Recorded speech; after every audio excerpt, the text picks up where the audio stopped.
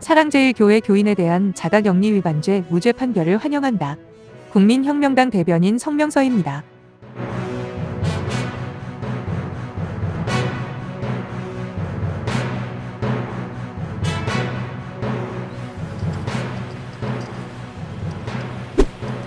사랑제일교회 교인에 대한 자가격리 위반죄 무죄 판결을 환영한다.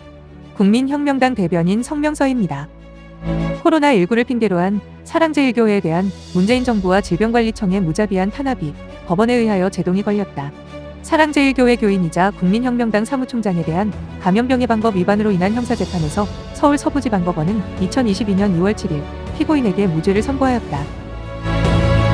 위 사건의 피고인은 2020년 8월 9일 사랑제일교회에서 어떠한 확진자와도 접촉하지 아니한 채 예배를 드리고 귀가하였고, 그 후로는 사랑제일교회를 방문하지 않았음에도 불구하고 서대문보건소는 2020년 8월 17일 피고인에 대하여 2020년 8월 13일부터 같은 달 27일 정오까지 자택에서 격리 조치하라는 내용의 불법적이고 근거 없는 자가격리 조치를 한 것이다.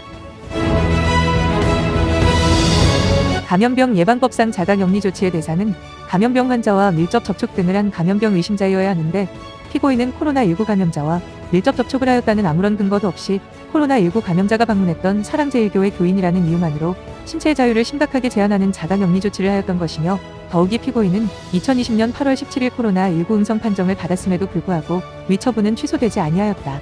더욱이 자가격리 조치 기간은 최종 접촉일로부터 기산되어야 함에도 피고인은 사랑제일교회 최종 방문일보다도 4일 후부터 2주간의 자가격리 통지를 받아 피고인의 신체의 자유는 더욱 부당히 침해되었다.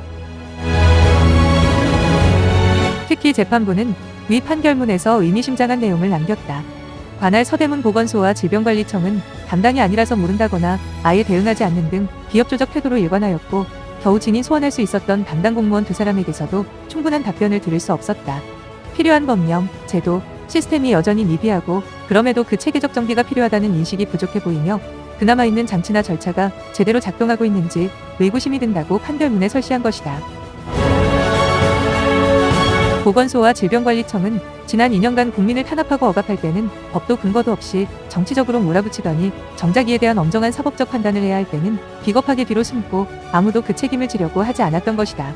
심지어 증인으로 출석했던 담당 공무원은 사회적 거리두기의 기준이 1m인지 2m인지도 정확히 답변하지 못하였을 정도로 대한민국의 방역 시스템은 아직 허술하다. 이번 판결을 통해 질병관리청과 각 보건소는 그동안의 정치 방역에 대하여 국민들께 사과하고, 코로나19 방역이 어디까지나 국민의 생명과 건강을 지키면서 자유와 기본권을 최대한 보장하는 방향으로 이루어질 수 있도록 각별히 신경을 써주길 바라며, 더 이상 정치 방역이라는 오명을 스스로 뒤집어 쓰는 불행한 일이 발생하지 않기를 진심으로 바란다.